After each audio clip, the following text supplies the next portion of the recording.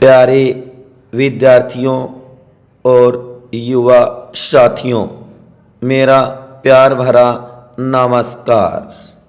मैं होशियारमल अपने इस YouTube चैनल होशियार सर की इस ऑनलाइन क्लास में आप सभी का तहे दिल से हार्दिक स्वागत और अभिनंदन करता हूँ।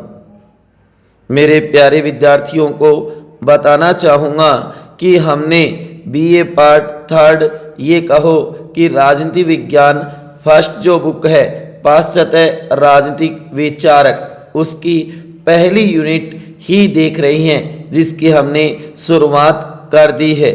हमने अपनी पिछली क्लास के अंदर बात की थी अरस्तु के जीवन परिचय की, जो कि बहुत ही महत्वपूर्ण है, क्योंकि फर्स्ट यूनिट के अंदर दो विचारक है पाश्चात्य, प्लेटो और अरस्तु। तो हमने शुरुआत की है अरस्तु से। अरस्तु का जीवन परिचय हमने देखा, उसकी अध्ययन पद्धतियाँ, उसकी प्रमुख पुस्तकें। उसके बाद में आज हम इस क्लास के अंदर एक अति महत्वपूर्ण क्वेश्चन शुरू करने जा रही हैं साथियों और प्यारे विद्यार्थियों, जो कि निबंधात्मक जो क्वेश्चन आता है वर्णनात्मक, उसमें अति महत्वपूर्ण है। Very very very very very very most लगा लेना, एक ही वेरी लगाना है, ठीक है। तो आज का हमारा जो क्वेश्चन या टॉपिक रहेगा अरस्तु के क्रांति संबंधी विचार। प्यारे विद्यार्थियों, इसे तो जरूर अच्छी तरीके से तैयार कर लेना। बड़ा क्वेश्चन भी बनेगा और अगर बड़ा नहीं बनता है तो छोटे क्वेश्चन में जरूर आएगा। अरस्तु के क्रांति संबंधी विचारों की विवेचना कीजिए। अरस्तु के क्रांति पर विचार बताइए। तो क्वेश्चन की लैंग्वेज कुछ भी हो सकती है, आपको आंसर ये लिखना होगा, ठीक है। तो करते हैं आज की क्लास की शुरुआत। मेरे प्यारे विद्यार्थियों को पता भी होगा कि सर पहले तो कुछ बताएंगे और उसके बाद में क्लास शुरू करते हैं। तो प्यारे विद्यार्थियों, यही कहना चाहूँगा कि आप अपनी तैयारी को गति दो। एग्ज़ाम डेट जल्दी ही घोषित हो जाएगी, उसके बाद में तैयारी नहीं होगी। संभवतः लगता है कि जुलाई अंत में या अगस्त में आपके एग्ज़ाम हो सकते हैं, इसलिए अच्छी तैयारी करो। जो कि आपको राजनीति विज्ञान विषय की जो चिंता थी वो अब दूर हो जानी चाहिए।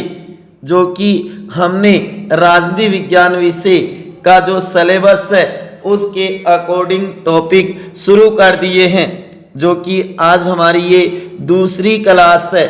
जो कि पहली क्लास में हमने अरस्तु का जीवन परिचय देखा था और आज हम बात करें अति महत्वपूर्ण क्वेश्चन अरस्तु के क्रांति संबंधी विचार। तो ध्यान देना, इसके अंदर आप ये 4 पॉइंट बना सकते हो। जैसे कि सबसे पहले तो अगर ये क्वेश्चन आता है और आप करते हो आंसर, तो सबसे पहले तो सामान्य परिचय या जीवन परिचय बताइए अरस्तु का, जो हमने पिछली क्लास के अंदर पढ़ा था, समझा था। उसके बाद में 2 नंबर पॉइंट आपको देना है, क्रांति का अर्थ बताना है, जो कि आप देखोगे रिवोल्यूशन, क्रांति का मीनिंग, अर्थ बताना है। तीसरा पॉइंट बना सकते हो आप, क्रांति के कारण। क्रांति के कारण कई बताई हैं अरस्तु ने, जो कि 3 कारण आप देख सकते हो, सामान्य कारण, विशेष कारण और शासन व्यवस्था से संबंधित कारण, ठीक है। 4 नंबर आप देखो, क्रांति के उपाय, क्रांति के प्रतिकार के उपाय, जो कि 2 सामान्य उपाय और विशेष उपाय। उसके बाद में आप अंत में निष्कर्ष या मूल्यांकन बताओगे। ये रहेगा निबंधात्मक क्वेश्चन इसके आधार पर ही आप ये मानो 500 शब्दों में उत्तर दे सकते हो, जो कि 5 प्रश्नों में उत्तर देना है। तो आपको इस प्रकार की रणनीति अपनानी होगी। पहले तो सामान्य परिचय, भूमिका कह दो, या अरस्तु का जीवन परिचय बताना है। फिर उसके बाद में क्रांति का अर्थ, क्रांति का अर्थ, सबसे पहले तो सामान्य परिचय, उसके बाद में क्रांति का अर्थ, उसके बाद में क्रांति के कारण। इसके अंदर भी कई पॉइंट होंगे। क्रांति के 3 कारण बताए थे, जो कि सामान्य कारण, विशेष कारण और शासन व्यवस्था से संबंधित कारण। उसके बाद में क्रांति के उपाय, जो कि 2 बताइए, सामान्य उपाय और विशेष उपाय। यहाँ पे आप लिख सकते हो क्रांति के प्रतिकार के उपाय। उसके बाद में आपको बताना है निष्कर्ष या मूल्यांकन। ठीक है, तो इन्हें नोट कर लेना। चलो तो करते हैं आज का अति महत्वपूर्ण टॉपिक शुरू। वेरी मोस्ट क्वेश्चन बन सकता है, पूरी उम्मीद है 99% कि आपके पेपर में जरूर आएगा। छप गए हो तो पेपर में, ठीक है ना, तो ध्यान देना इस बात के ऊपर। चलो तो शुरुआत करते हैं। यूनानी नगर राज्यों के जीवन की सबसे प्रमुख विशेषता उनकी राजनीतिक अस्थिरता थी। उस समय यूनानी नगर राज्य थे अरस्तु के समय, तो उनके जीवन की सबसे प्रमुख विशेषता उनकी राजनीतिक अस्थिरता थी। अरस्तु ने स्वयं इस राजनीतिक अस्थिरता के दुष्परिणाम देखे थे। अरस्तु ने भी देखे थे कि किस तरीके से यूनानी नगर राज्यों में राजनीतिक अस्थिरता के दुष्परिणाम, की राजनीतिक अस्थिरता कैसे आ रही है, कि वहां पे सही प्रकार से शासन क्यों नहीं हो रहा, राजनीति में स्थायित्व क्यों नहीं आ रहा। अतः उसने इस अस्थिरता, जिसे उसने क्रांति का नाम दिया। यहाँ पे क्रांति का अर्थ वो नहीं जो फ्रांस की क्रांति हुई थी 1789 में, अमेरिका की क्रांति हुई थी 1776 में, इंग्लैंड की गौरवपूर्ण क्रांति हुई थी 1688 में, जो कि साम्यवादी बोल्शेविक क्रांति हुई रूस में 1917 में, वो नहीं है। यहाँ पे ध्यान देना, उसे क्रांति का नाम दिया है। को दूर करने के उपाय सुझाने का निश्चय किया कि उन क्रांतियों को दूर कैसे किया जाए, उसके लिए उपाय भी सुझाए हैं। अरस्तु पहला विचारक था जिसने ऐतिहासिक वैज्ञानिक अनुभव के आधार पर इसका विश्लेषण कर इस संबंध में एक समग्र चिंतन प्रस्तुत किया था। अरस्तु पहला विचारक था। प्यारे विद्यार्थियों ध्यान देना, यहाँ पे अरस्तु पहला विचारक था जिसने ऐतिहासिक वैज्ञानिक अनुभव के आधार पर इसका विश्लेषण कर इस संबंध में एक समग्र चिंतन प्रस्तुत किया था। उसने पॉलिटिक्स की 7वीं और 5वीं, जो उसकी महत्वपूर्ण पुस्तक है ना पॉलिटिक्स, उसकी 7वीं और 5वीं, क्योंकि उसने कई पॉलिटिक्स पुस्तकें निकाली थी। 7वीं और 5वीं पुस्तक में राज्य क्रांति और संविधान में परिवर्तन लाने वाले कारणों पर प्रकाश डाला, और दूसरी पुस्तक में उसने उन उपायों का सुझाव दिया है, उन उपायों का सुझाव भी दिया है जिसके आधार पर क्रांति का प्रतिकार किया जा सके, प्रतिकार किया जा सके। तो ये आप भूमिका बना सकते हो।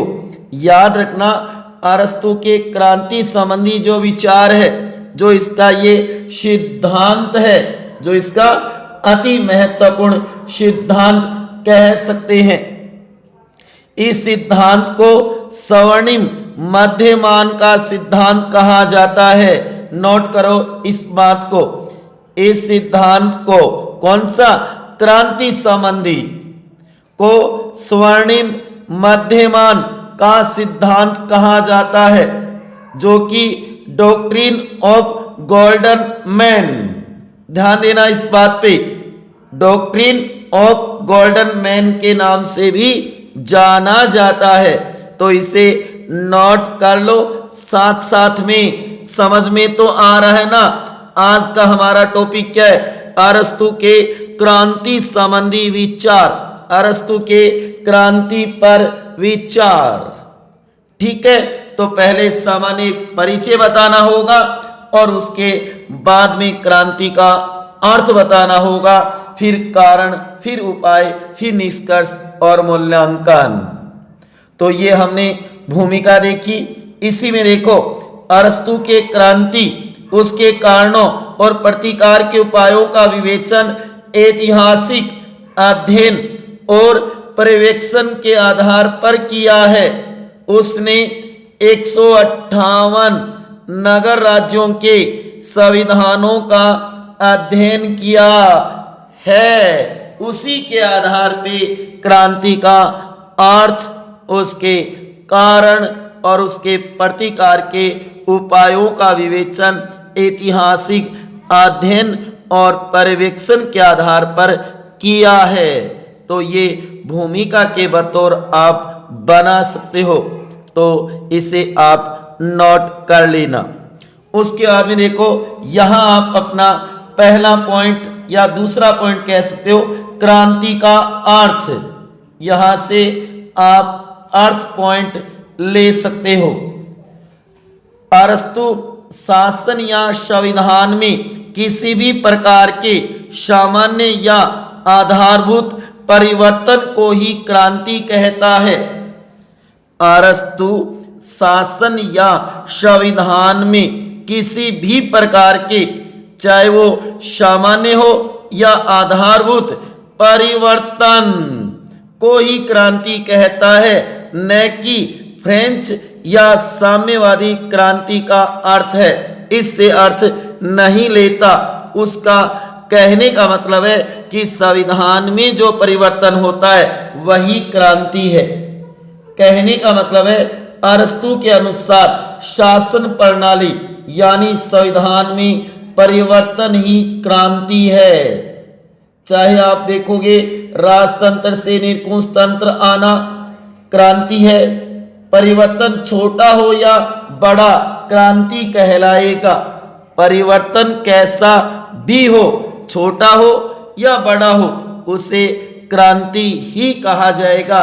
यहाँ वह क्रांति नहीं है। कौन सी? फ्रांस की राज्य क्रांति या साम्यवादी क्रांति, इसे समझना है। तो सर्वप्रथम यहां पर आप क्रांति का अर्थ देख सकते हो कि क्रांति का अर्थ क्या लगाया। तो नोटबुक में नोट करो, लिखो, हेडिंग डालो, क्रांति का अर्थ। क्रांति का अर्थ लिखो डैश करके।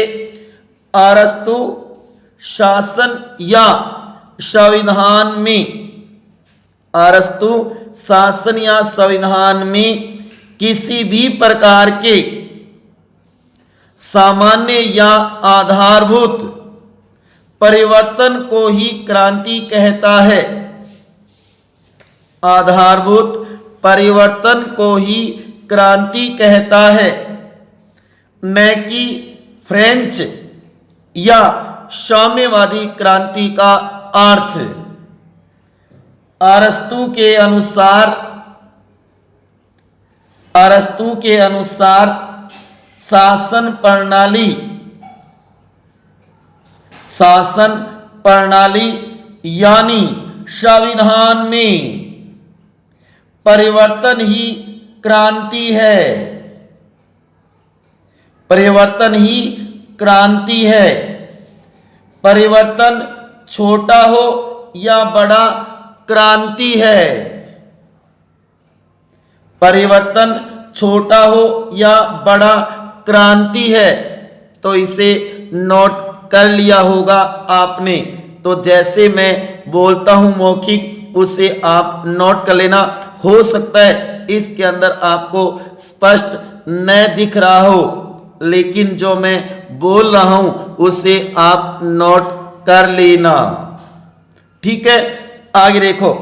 अरस्तु के अनुसार संविधान में परिवर्तन का नाम क्रांति है। नोट करो, ये छोटी सी कोटेशन है, परिभाषा है।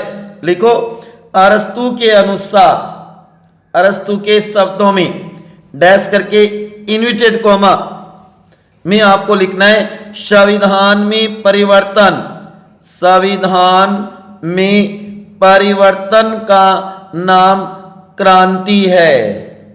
जो संविधान में, शासन व्यवस्था में जो परिवर्तन होता है उसे ही क्रांति कहा है।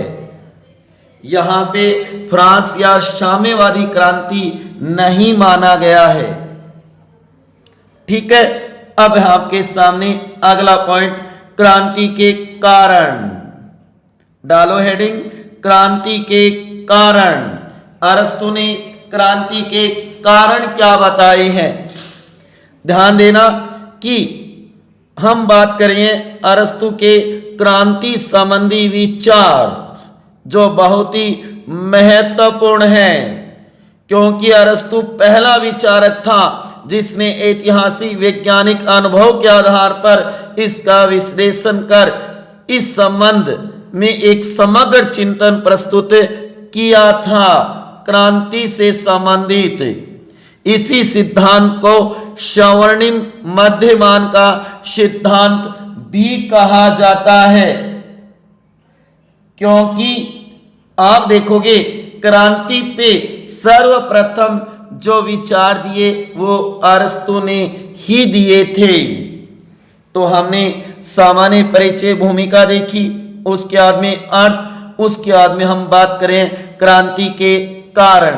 क्रांति के कारण कौन कौन से हैं उसके ऊपर हम विवेचना कर रहे हैं। तो क्रांति के कारण लिखो, क्रांति के 3 कारण हैं। नंबर 1 सामान्य कारण, नंबर 2 विशेष कारण और नंबर 3 शासन व्यवस्था से संबंधित कारण। ये 3 कारण होंगे। अब इसे हमें एक्सप्लेन करके देखना है कि इसके अंदर अरस्तु ने क्या क्या बताया है। क्रांति कारण पहला, नंबर 1 लिखो, सामान्य कारण। सामान्य कारण, इसके भी 2 प्रकार हैं।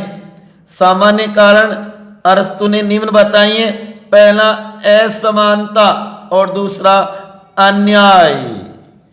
क्योंकि याद रखना, असमानता जो कि पूर्ण समानता व आनुपातिक समानता के रूप में, क्योंकि याद रखना अरस्तु ने क्रांति का मूल कारण बताया है असमानता को।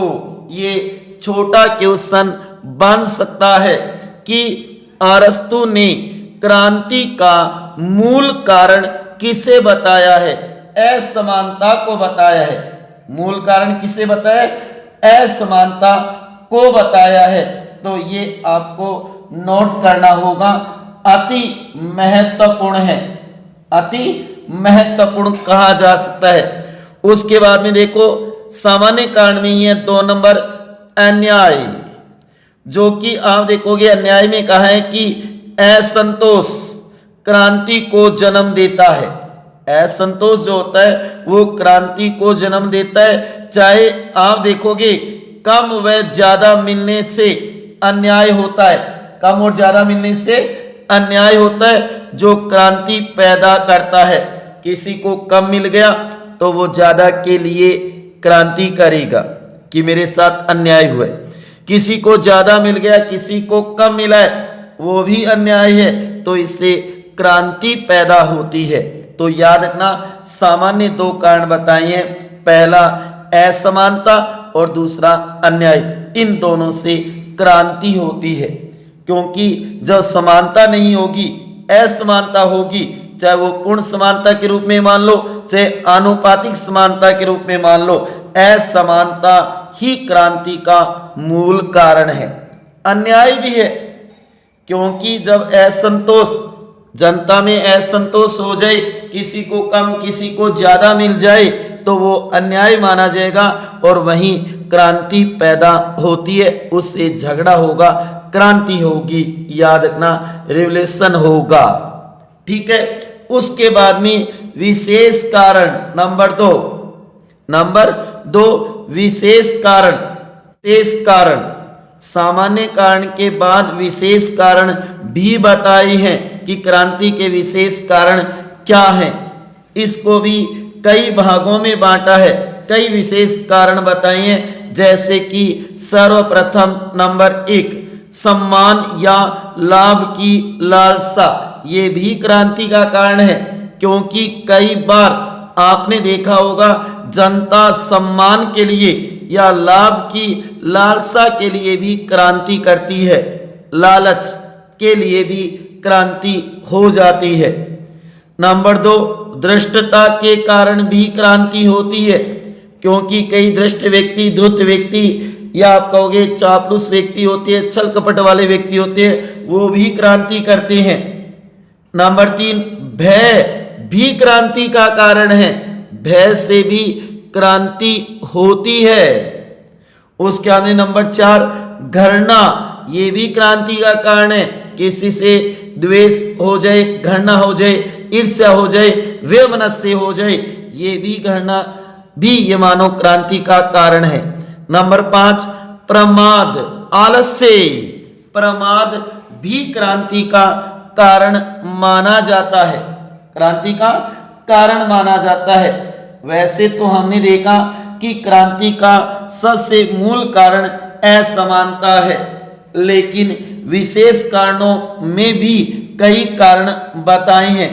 जैसे कि सम्मान या लाभ की लालसा के कारण हमने देखा एक राजा दूसरे राजा से, या मानो कि एक व्यक्ति दूसरे व्यक्ति से कैसे क्रांति करता है, सम्मान के लिए या लाभ की लालसा के लिए। या फिर उसके अंदर धृष्टता की भावना होती है, या भय के कारण भी क्रांति होती है कि किसी को डरा करके, भय दे करके भी क्रांति की जा सकती है। घृणा जो कि ईर्ष्या भी क्रांति का कारण है। प्रमाद, आलस्य भी क्रांति का कारण है। कई बार देखा जाता है कि जो शासक वर्ग होता है वो सही कार्य नहीं कर पाता, जो कि प्रमाद, आलस्य में रहता है, तो जनता उससे लोक कल्याण के कार्य करवाना चाहेगी, इसलिए ये मानो कि वहां क्रांति होगी। तो आज हम बात करेंगे अरस्तु के क्रांति संबंधी विचार कि अरस्तु ने क्रांति के ऊपर कौन कौन से विचार दिए थे, उसी के ऊपर हम चर्चा कर रहे हैं। जो कि आप देखोगे क्रांति के ऊपर उन्होंने जो महत्वपूर्ण बातें बताई, क्रांति का अर्थ, उसके बाद में क्रांति के कारण, उसके बाद में आप देखोगे क्रांति के प्रतिकार के उपाय, और उसके बाद में हम देखेंगे निष्कर्ष। तो कहने का मतलब है कि क्रांति पर अरस्तु ने बहुत ही महत्वपूर्ण विचार दिए हैं। तो ये क्वेश्चन अच्छी तरीके से तैयार कर लेना अति महत्वपूर्ण है, क्योंकि इससे ये मानो कि बढ़िया क्वेश्चन बन सकता है, इसलिए इसे अच्छी तरीके से तैयार करना है। साथियों ध्यान देना, जो कि अब हम बात कर रहे हैं अरस्तु के क्रांति के कारणों को लेकर के कि उन्होंने कारण क्या क्या बताए हैं। हाँ प्यारे विद्यार्थियों, विशेष कारणों में देखिए नंबर 6, विदेशी या विजातीय तत्व, जो कि विदेशियों को आने की खुली छूट है ना, ये भी क्रांति का कारण बन जाती है। जो विदेशी होते हैं, विजातीय तत्व होते हैं ना, ये भी क्रांति का कारण होते हैं।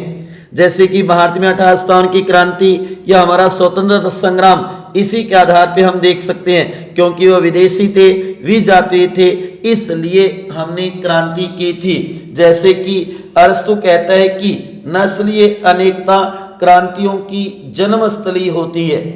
जो नस्लीय अनेकता होती है, अनेक प्रकार की नस्लें जहां निवास करती है, तो ये मानो वहां पे क्रांतियां होगी, क्रांतियों की जन्मस्थली होती है। तो ये कोटेशन भी तैयार कर लेना बढ़िया है।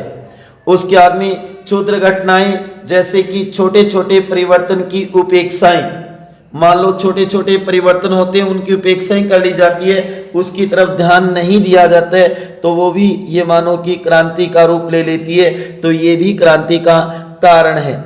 उसके बाद नंबर 8, मध्यम वर्ग का अभाव या आर्थिक असमानता, कि या तो ऊंच नीच होगी अमीर गरीब के बीच, मध्यम वर्ग का अभाव होगा तो वहां पर भी क्रांति होगी। क्यों? क्योंकि आर्थिक असमानता नजर आएगी।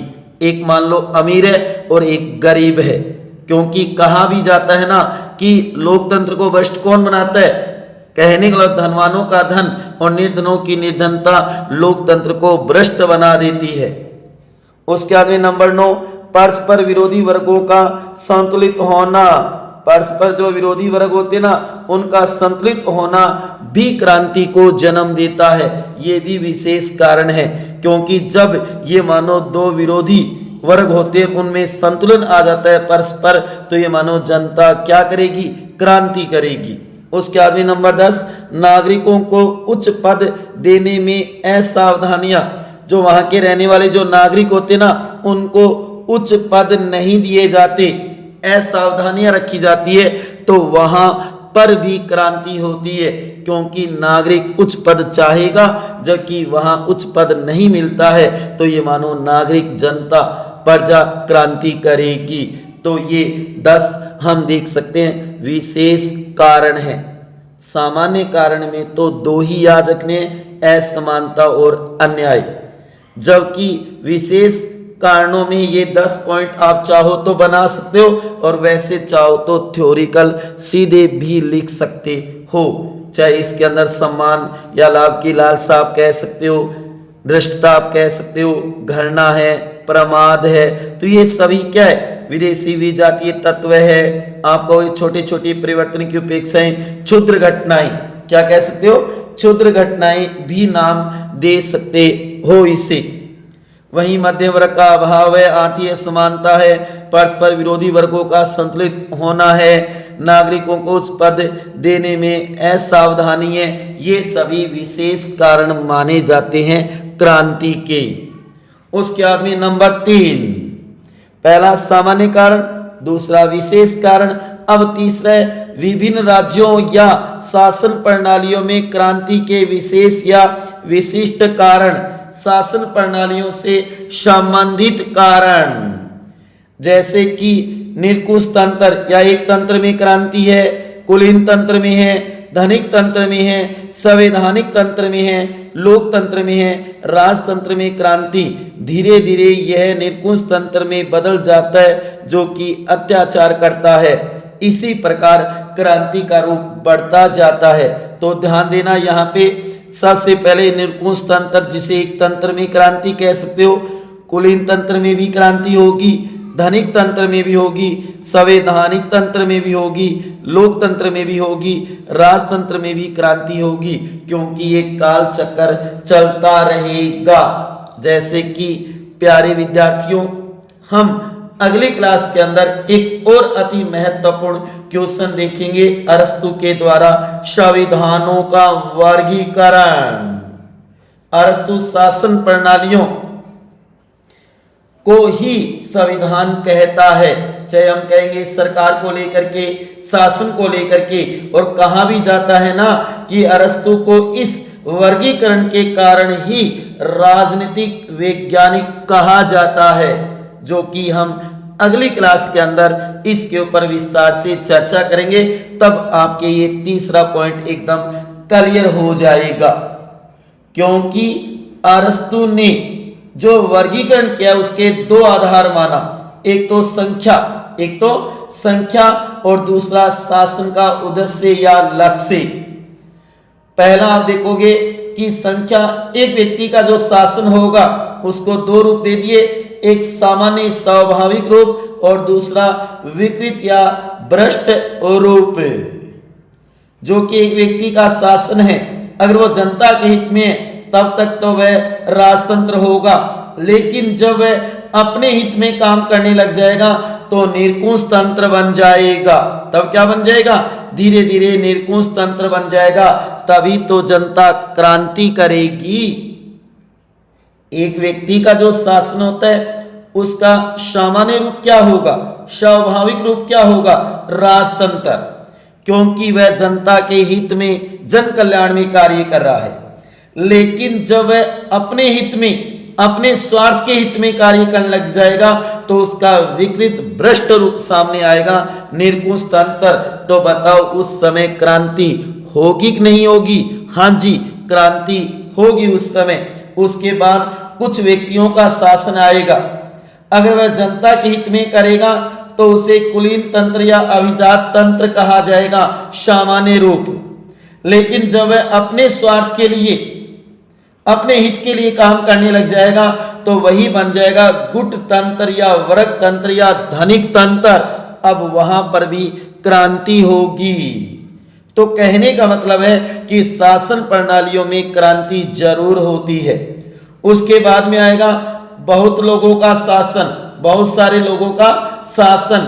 अगर वह जनता के हित में काम कर रहा है तब तो वह बहुतंत्र या वैधानिक तंत्र कहलाएगा, संयुक्त प्रजातंत्र, पॉलिटी, जिसको हम कह सकते हैं बहुतंत्र। लेकिन जब वह अपने हित में, अपने स्वार्थ में काम करने लग जाएगा तो बन जाएगा लोकतंत्र, डेमोक्रेसी, भीड़ तंत्र, जो कि सबसे निकृष्ट शासन माना है अरस्तु ने। जबकि प्यारे विद्यार्थियों, आज लगभग विश्व के सभी देशों में लोकतंत्र को अपना रखा है। लेकिन उस समय अरस्तु ने इसे भ्रष्ट या ये मानो कि एक प्रकार से विकृत रूप में शामिल किया। सबसे निकृष्ट माना है लोकतंत्र को, सबसे निकृष्ट माना है। जबकि सबसे अच्छा होता है मिश्रित संविधान, सबसे अच्छा शासन व्यवस्था वही मानी है। ठीक है, तो ये चक्कर चलता रहेगा। इसीलिए उसने ये मानो कि विभिन्न राज्यों या शासन प्रणालियों में क्रांति के विशेष या विशिष्ट कारण बताए हैं। जब एक शासन से दूसरा शासन आएगा तो क्रांति होगी, तभी तो वो शासन आएगा। ठीक है, पहला सामान्य कारण, दूसरा विशेष कारण और तीसरा शासन व्यवस्था, शासन प्रणालियों से संबंधित कारण। ठीक है, अब देखो उसके बाद में क्रांति के प्रतिकार के उपाय, अलग से हेडिंग डालनी है, ध्यान देना। क्रांति के उपाय जो कि दो भागों में बांट सकते हो, नंबर 1 सामान्य उपाय, नंबर 2 विशेष उपाय। ये होगा आपका क्वेश्चन पूरा इस तरीके से, समझ गए? पहले सामान्य परिचय, उसके बाद में क्रांति का अर्थ, उसके बाद में क्रांति के कारण, उसके बाद में क्रांति के प्रतिकार के उपाय और उसके बाद में निष्कर्ष या मूल्यांकन, आलोचना अगर हुई है तो वो आप बता सकते हो। ठीक है, आगे बात समझ में कैसा लग रहा है क्वेश्चन? कुछ समझ में आ रहा होगा ना? वैसे बोर्ड पे समझाया जाता वो एक अलग बात है, लेकिन फिर भी कई मेरे प्यारे विद्यार्थी कह रहे हैं कि सर एक बार आप नोट से भी पढ़ा दो, हमें हमारा सिलेबस करवाओ जल्दी से जल्दी। तो इसलिए प्यारे विद्यार्थियों, मैं नोट्स के माध्यम से ही समझाने की कोशिश कर रहा हूं। ठीक है, चलो तो आगे देखो। क्रांतियों के प्रतिकार के उपाय, पहला सामान्य उपाय कौन कौन से बताइए? देखो, नंबर 1 शासक और शासित में सद्भावनापूर्ण संबंध हो, राजा और प्रजा के बीच शासक और शासित में सद्भावनापूर्ण संबंध होंगे तो क्रांति नहीं होगी। पहला उपाय बताए सामान्य उपायों में।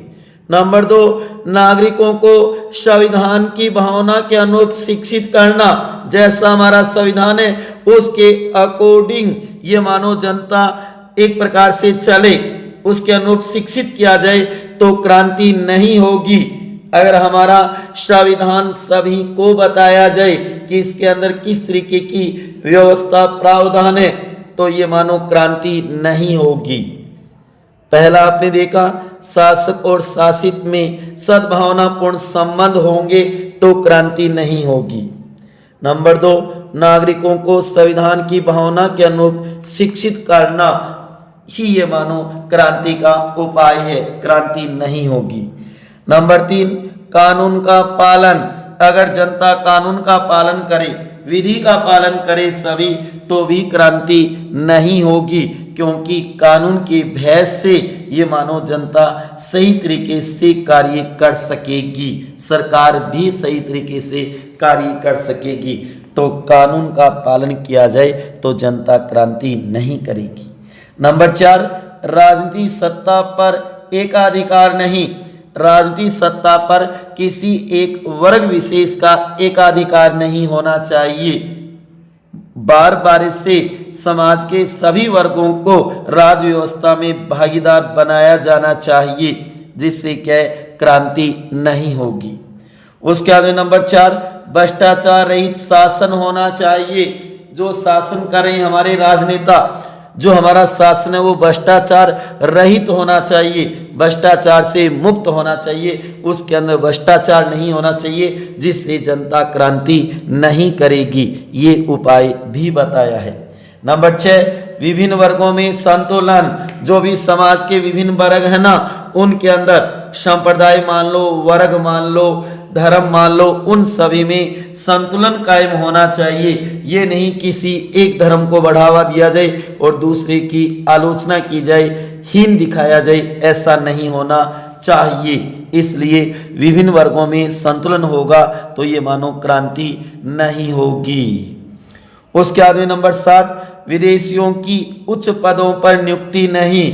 जो विदेशी है, वी जाति हैं, उनको ये मानो उच्च पदों पर नियुक्ति नहीं दी जानी चाहिए। जो कि स्थानीय लोग हैं, जो वहाँ के नागरिक हैं, जो वहाँ पे रह रही हैं, उनको ही उच्च पदों पर नियुक्ति दी जानी चाहिए। अगर विदेशियों को उच्च पदों पर नियुक्ति दी जाएगी तो ये मान के चलना कि द्वेष घृणा वैमनस्य होगा, जिससे क्रांति होगी। इसलिए उन्हें उच्च पदों पर नियुक्ति नहीं दी जानी चाहिए, उच्च पदों पर नियुक्ति नहीं दी जानी चाहिए।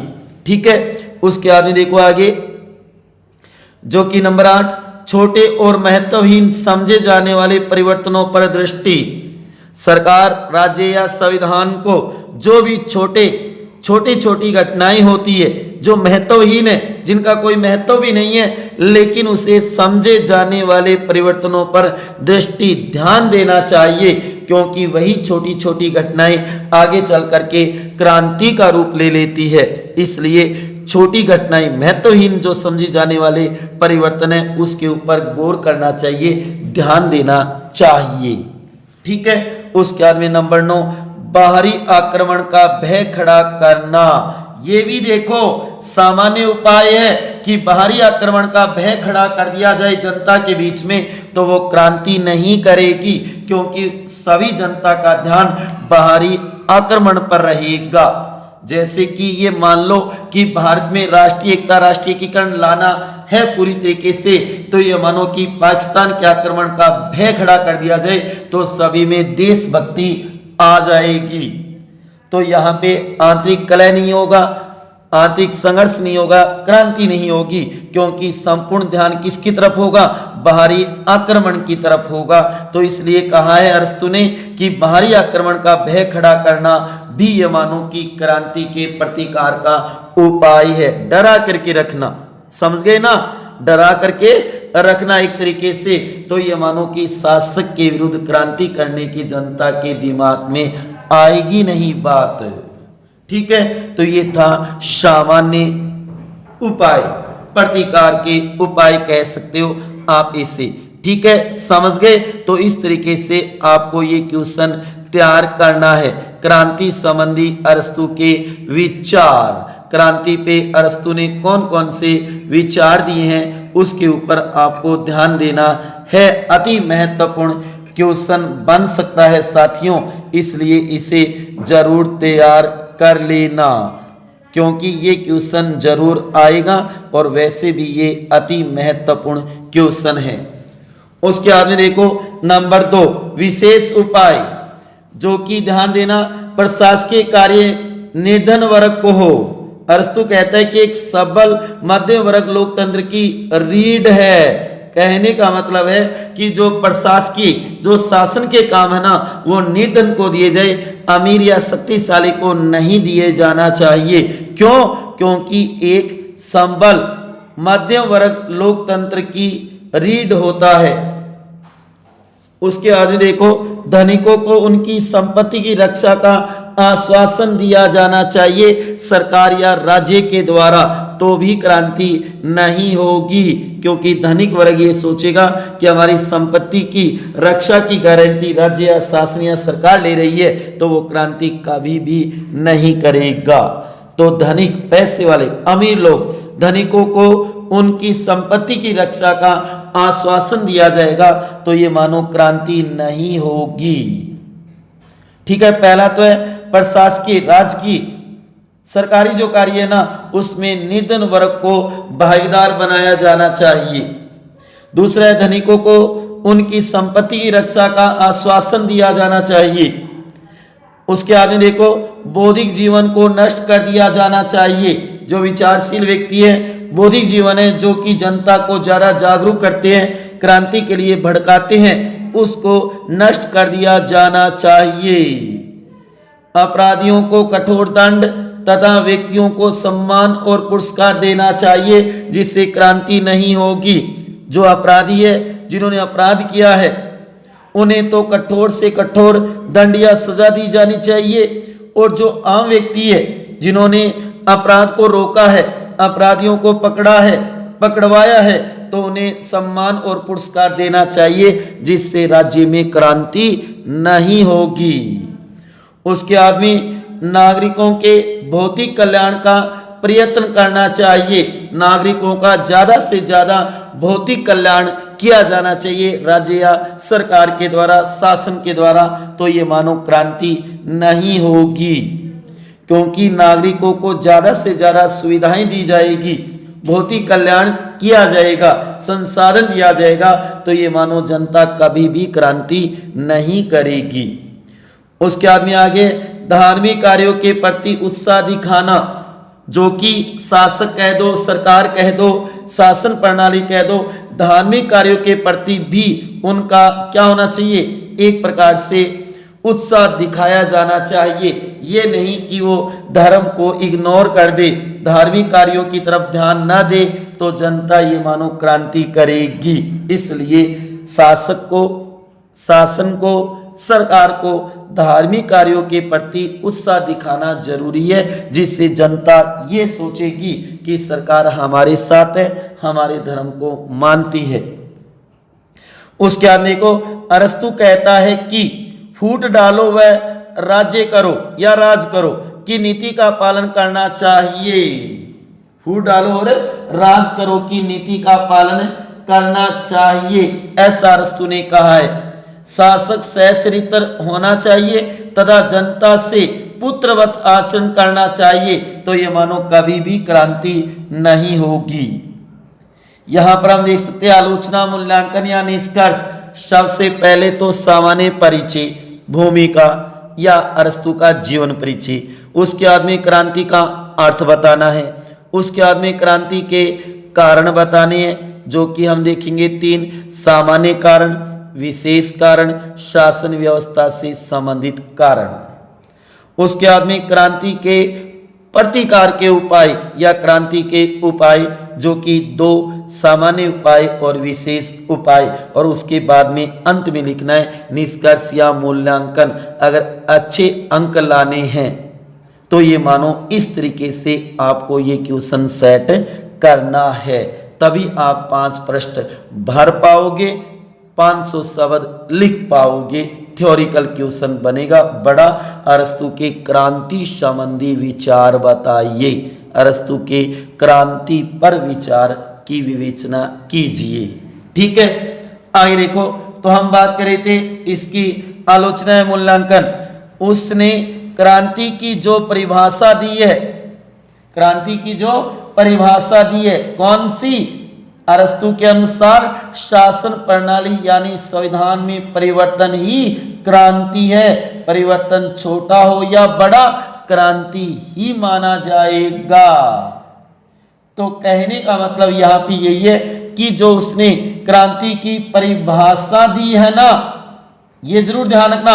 और ये भी याद रखना, क्रांति रोकने का सबसे अच्छा उपाय है मध्यम वर्ग का शासन। किसका होना चाहिए? मध्यम वर्ग का शासन होना चाहिए, ये भी नोट करना।